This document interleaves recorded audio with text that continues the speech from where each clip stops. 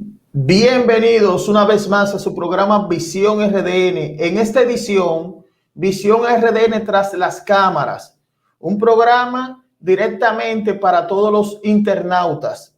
Hoy tenemos un invitado muy especial, quien es el general Damián Arias Matos. Él es analista político internacional y es una persona muy preparada en temas nacionales e internacionales. ¿Cómo está, general?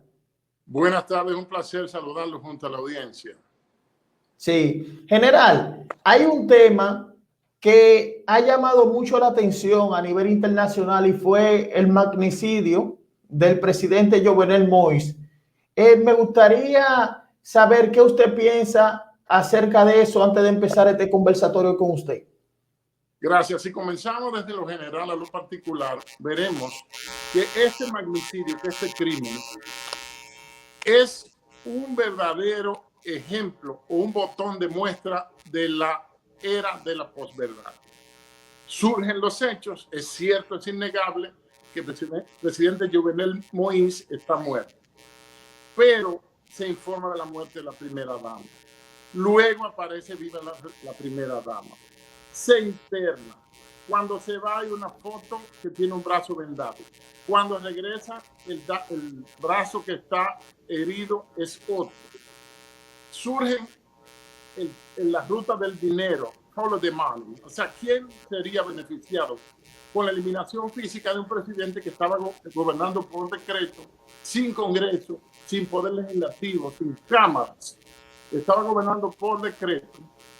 ¿Y quién se beneficia?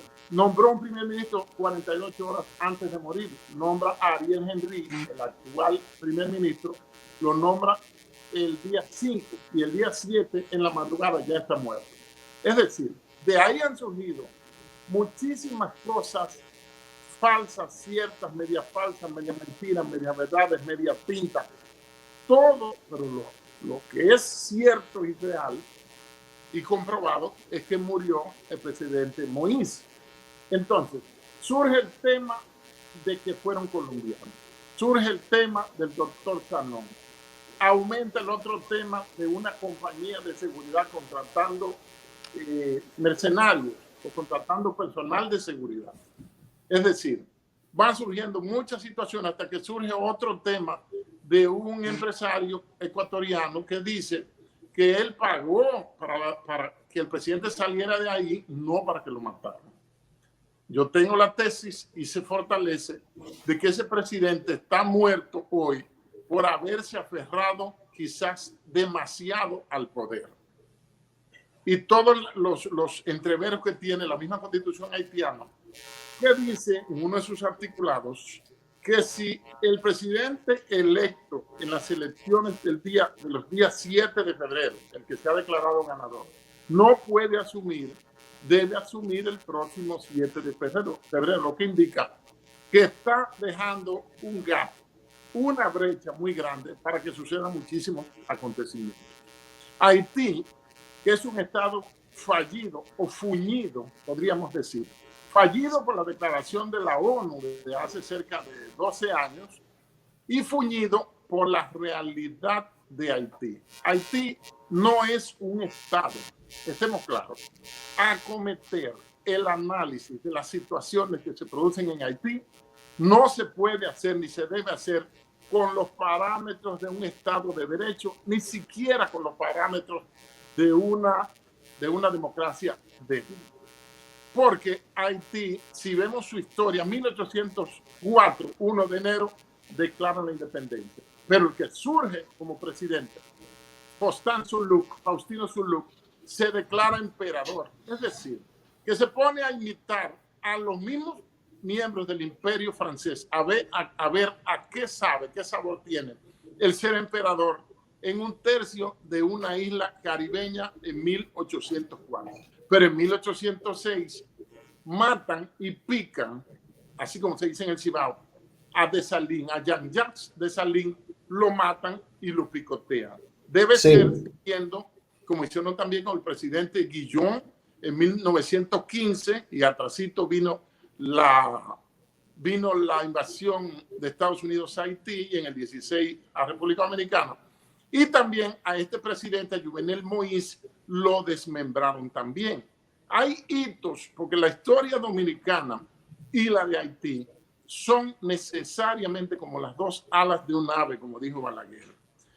Hay una diferencia. A Lili lo matan, a Hilarión Lilis, quien era general presidente, el pacificador. Usted va al cementerio de la 30 de marzo y está enterrado en la catedral de Santiago. Y usted ve que dice año del pacificador, 1895. El objetivo es que Lilis lo matan con una diferencia de 20 días, en la que también hay otro magnicidio de general haitiano Hippolyte, que vendría siendo como Hipólito, pero en francés, Hippolyte, lo matan con una diferencia de 20 días. Es decir, que hay todo un rastro histórico de sangre y de falta de gobernabilidad, falta de gobernanza, caos político, un quítate tú para ponerme yo. Cuando estaban poniendo en posesión al primer ministro Ariel Henry, que sustituye a Claude Joseph, de quien han surgido un paquete de cosas, como por ejemplo que él es cómplice de la primera dama, de Martín Moïse. Es decir, han surgido tantas cosas que eso prueba, como dije al principio, que estamos ante la posverdad. Entonces, surge un gobierno con Ariel Henry. Y Ariel Henry, que fue el primer ministro que designó el presidente Moïse 2 días antes de morir, designa a Claude Joseph como secretario de Relaciones Exteriores, como canciller. Claude Joseph es el hombre que da la cara por Haití en una forma muy poco diplomática. Cuando tuvimos el diferendo, que fue subsanado, se le puso un parche, una curita.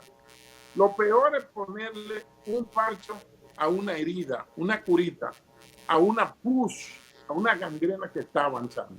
En el diferendo, por las aguas del río Masacre, el río Dajabón, que está precisamente ahí en Dajabón y que se utiliza como limítrofe. El Masacre se pasa a pie, como dijo Tulio Cestero, pero el Artibonito no. Es decir, hay dos vivencias que son la historia de Haití y la historia dominicana. Fíjense que ellos se liberan de una potencia colonial europea, de Francia, y nosotros, y se lo voy a dejar como tarea a los historiadores e historiadores dominicanos, y nosotros nos liberamos de una ex colonia con la cual tenemos una coinsularidad. Nosotros en 2/3 de isla y ellos en 1/3, porque no es media isla como dice una canción. O sea que midieron mal el compositor. Entonces, las dos alas de un ave es la que conforman la realidad haitiano-dominicana. Pero ¿qué pasa? Que la llamada comunidad internacional, que parece que ya consiguió lo que quería en Haití, porque han conseguido muchísimos millones, esas potencias en Haití, se retratan con una niña mal vestida y legañosa y sucia, o con un niño, y luego publican esas fotos para que le den la vuelta al mundo, pero no hacen nada por Haití en términos reales. Ahora bien, ¿será fácil hacer algo por Haití donde no hay gobierno, donde no hay Estado, donde no hay representatividad democrática, donde viendo el video de la jura de Ariel Henry como primer ministro hace 2 o 3 días, en las caras yo estaba viendo él una expresión de temor, que sería, conjeturando yo, ¿seré yo el próximo muerto? ¿Quién me va a matar de los que están aquí? Es decir, mientras que no haya estabilidad en Haití, Dominicana lleva el ineludible fardo de ayudar a resolver la situación con Haití. No basta con el golpe de impacto de regalarle una universidad. No basta con eso. Entonces, Dominicana está llamada a que se cumpla lo que dijo el profesor universitario Miguel Núñez en su libro premiado en el año 90, que se llama El ocaso de la nación dominicana. Ahí el enfoque es lo que se llama la desnacionalización dominicana.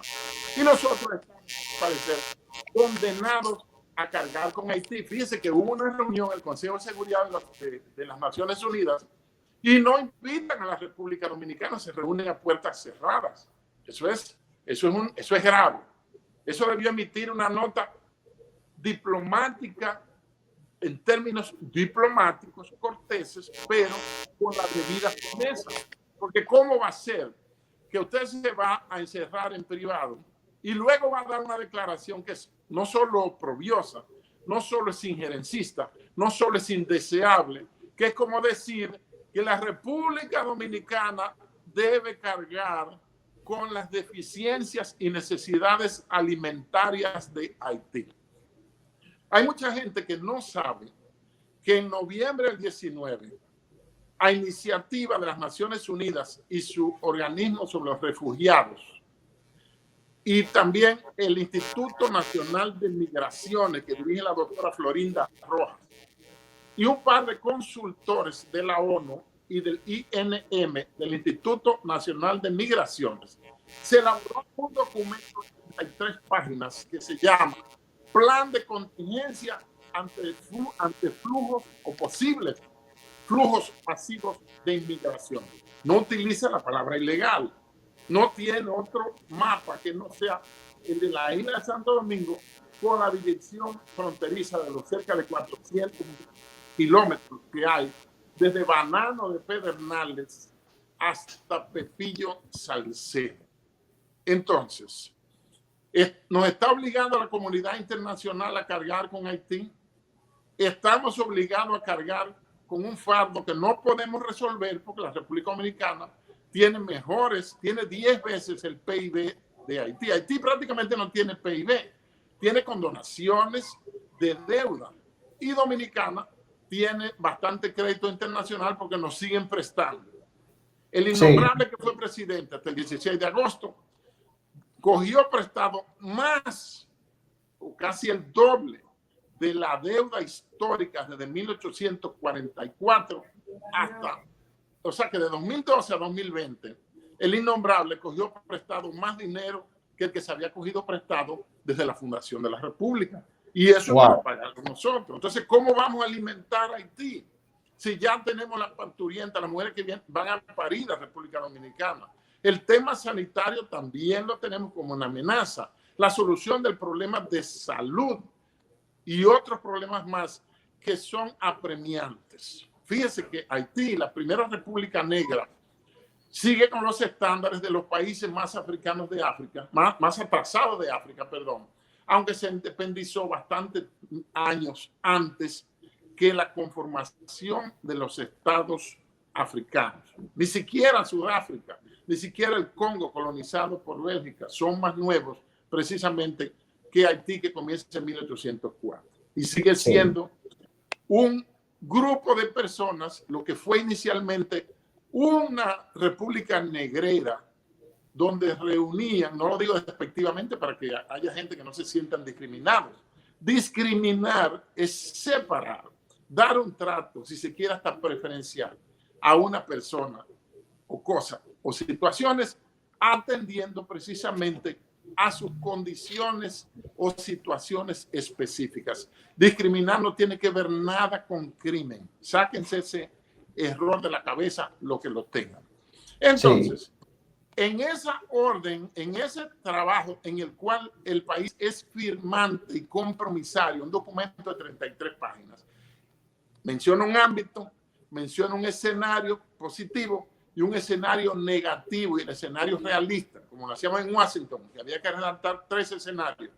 Pero en el artículo 1, o en el numeral, o en el apartado 1, dice que la República Dominicana debe, no dice está obligada, dice debe proveer alimentación, techo, salud en las mejores condiciones posibles a esos flujos de nacionales haitianos, esa migración descontrolada, que está descontrolada hace tiempo, pero la están haciendo con mediana cortesía, por medio, lo que se llama la emigración o la ocupación uterina, mediante el útero, poblando y poblando.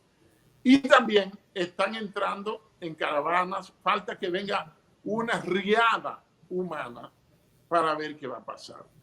Sí, general, Hay algo que yo quiero plantearle. Usted que es una persona militar y sabe de esos temas. Matar a un presidente se hace difícil porque el presidente tiene ayuda, tiene anillo de seguridad, tiene un protocolo de seguridad muy estricto, tiene una ruta de escape, tiene personas cercanas que están entrenadas hasta para dar la vida por el presidente. Pero vemos, sí, en dígame. teoría y en reglamento, sí. Sí, entonces los mercenarios actúan de otra manera, que no es irrumpir. Los mercenarios no trabajan así. ¿Qué puede haber ahí? Ahí puede haber un complot o una conspiración que venga de ahí mismo de adentro, con eso que pasó.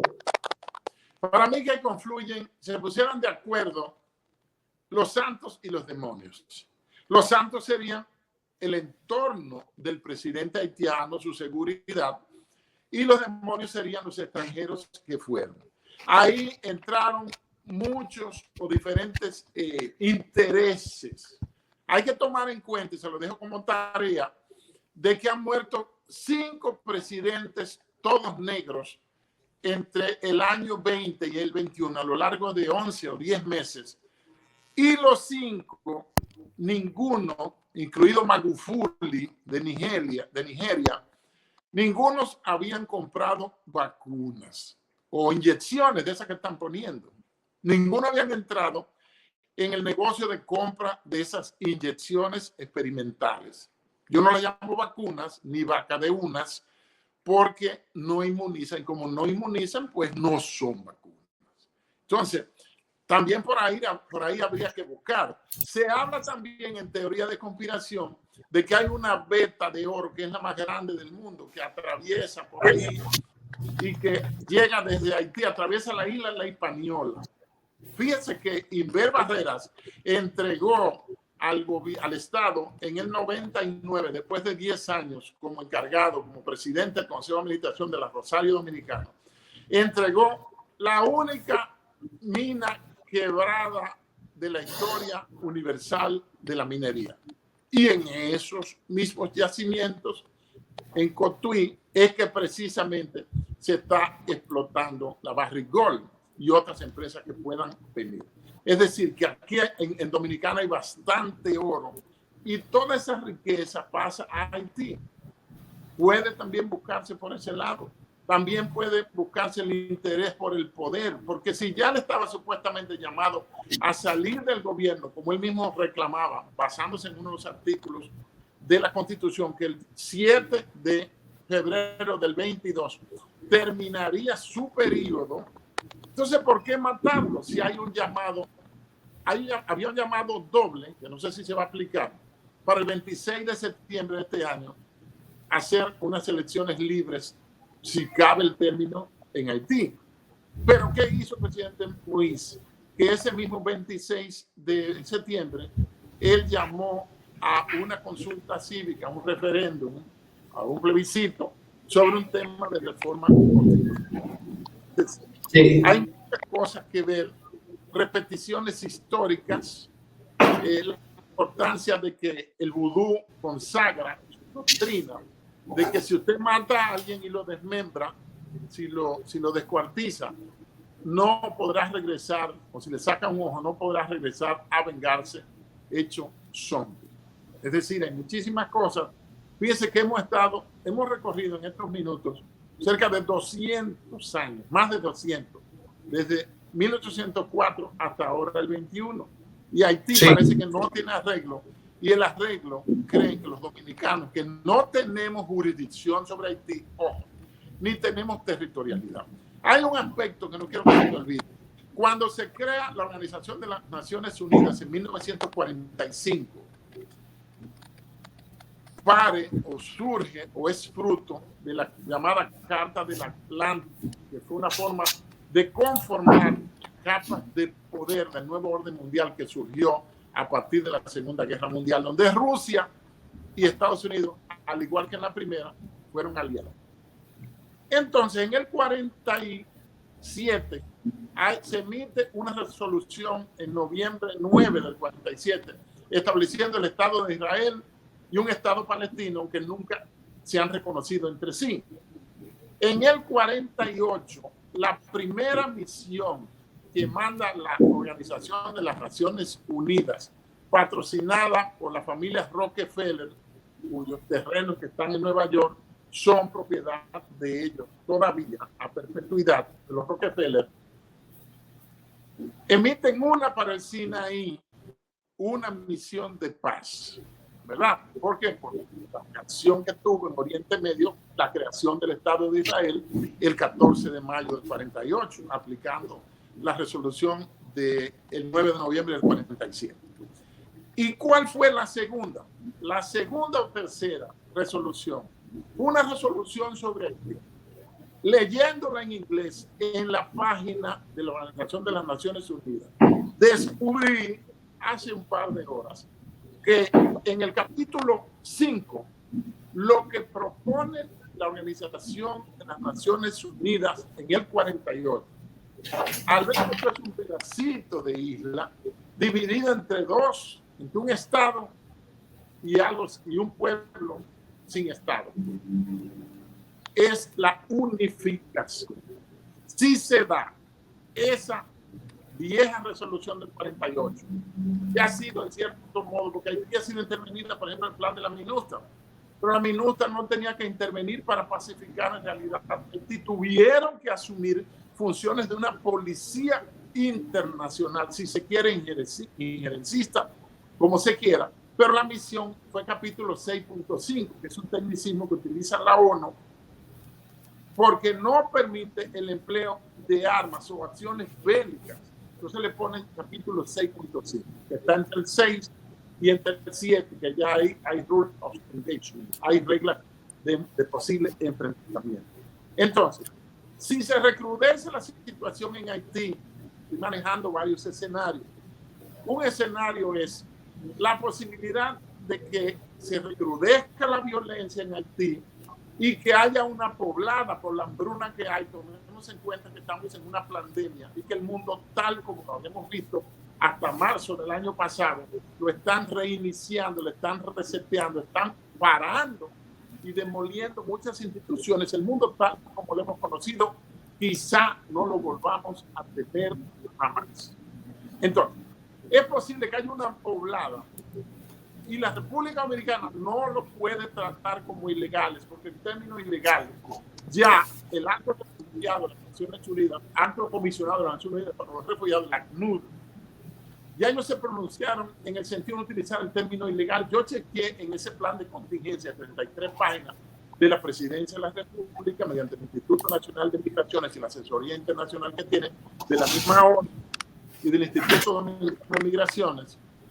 Y en ningún lugar habla de ilegalidad migratoria, sino que si hay una avalancha, la República Dominicana no tiene defensa.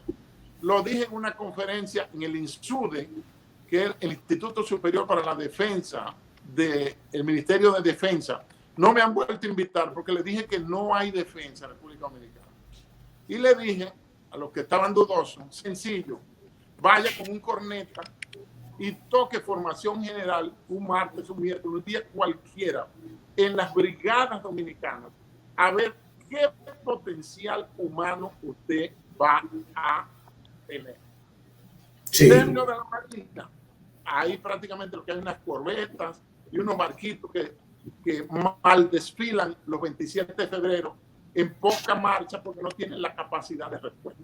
La respuesta aérea, los helicópteros 205 Bell, como el que se incendió en San Juan, y yo estudié aviación en el siglo pasado, en el 83-85, esos son del 70 y algo que brillaron en la guerra de Vietnam. No hay que ver Apocalipsis Now de Francis Ford Coppola o ver Nacido el 4 de julio con Tom Cruise o en los filmes de la época. Te tiro ahora que estoy grabando un video con una persona. Tropas de a pie están feos. Que la doctrina ha sido permeada por el narcotráfico, por el dinero. Ya no aparecen los idealismos patrioteros de la Guerra Fría. Entonces, si esa poblada viene, el CESFRON, que es el organismo cuerpo especializado de seguridad fronteriza, dice seguridad, debería decir defensa fronteriza, porque se ha ido repaginando, arrinconando a las tareas de seguridad que corresponden a la policía y han sido suplantadas en un proceso que ya lleva 20 años por las Fuerzas Armadas. Entonces, si se da una poblada, el CESFRON lo que tiene que hacer, informar, recibir las casuchas, las tiendas de campaña y alojar a esas personas, conseguir el gobierno medicinas, enviar médicos, enviar hospitales móviles, enviar comida preparada a los comedores económicos y también todo lo necesario para recibir esas personas con carácter de refugiados, no de ilegales. Es decir, sí, ese panorama que estamos viendo en lo inmediato, eso es pronto, en República Dominicana. Y ya República Dominicana firmó ese acuerdo internacional para recibir todo el haitiano que quiera venir, aparte de que tenemos al ojo unos 3 millones de haitianos que están viviendo, que están haciendo vida en Dominicana porque su país no le da ni siquiera cédula de identidad, su país no le da estabilidad. Haití es ingobernable. El que quiera gobernar tiene que estar de acuerdo o buscársela con las bandas, con las BACRIM, con las bandas criminales que hay, la G9, la G9, que son las 9 principales bandas criminales que son el real gobierno de facto en Haití. Sí. General, yo ahora quiero plantearle algunas hipótesis. Usted sabe que esto ha despertado muchas hipótesis y ha despertado mucha teoría conspirativa. Uno dice que la primera dama estaría involucrada con Claudio José. Otros dicen que hay un supuesto romance entre ellos. Otros dicen que a ella le dieron un tiro en un brazo y al otro día sale con la venda en otro brazo. De todas estas teorías, ¿qué usted opina de esta nublación de teoría que hay? Ariel, en realidad al principio yo me refería a eso cuando dije que el caso de Haití, la muerte del presidente Moïse, es quizá un botón de muestra de la etapa que está viviendo el mundo de no solo de teorías de conspiración, sino de la posverdad. Se publica una cosa, se sabe que el hecho sucedió, después se desmiente, pero ya está en la realidad de las personas. Es decir, el asunto es muy delicado, van a surgir otras teorías, otras situaciones, y lo cierto es que el presidente está muerto y que en Haití ahora mismo no hay interlocutores. Hay un primer ministro asustado y sin poder, que para buscar cierta conciliación con los que podrían adversarlo, ¿qué hace? Que confirma 8 de los ministros del gobierno anterior y también le da un puesto al primer ministro saliente, a Claude Joseph, al designarlo como ministro de Exteriores. Eso es un manejo importante que él tiene. Ahora, ¿cuál es el panorama político? Ya regresó Jean-Bertrand Aristide, presidente 3 veces a Haití. Lo fue en el 91, 93, 94, 96 y 2000, 2004. Y tiene una cuota importante con su partido Famille Lavalá, que significa la familia avalancha, cuando el agua va corriendo.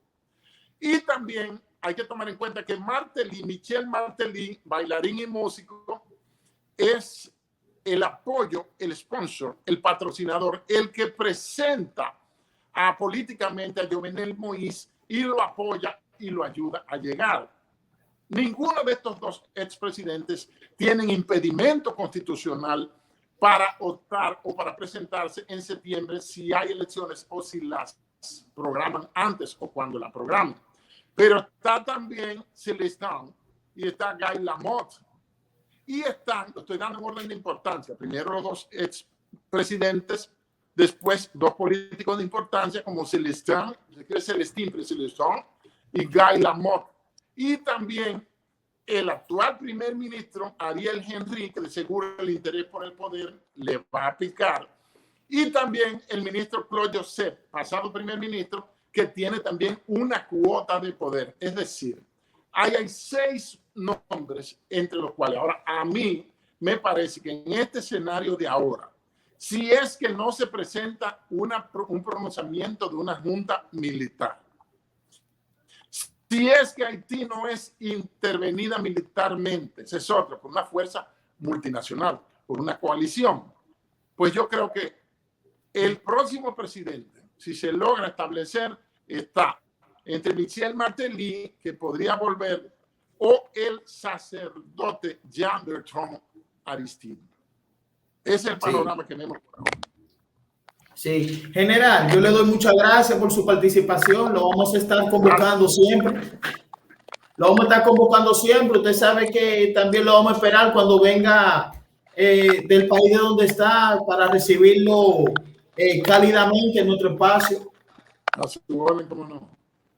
Sí, muchas gracias. Hemos estado con el general retirado Damián Ayamato, analista político internacional. Suscríbase a nuestras redes sociales de YouTube, Visión RDN. Como siempre le digo, hasta la próxima.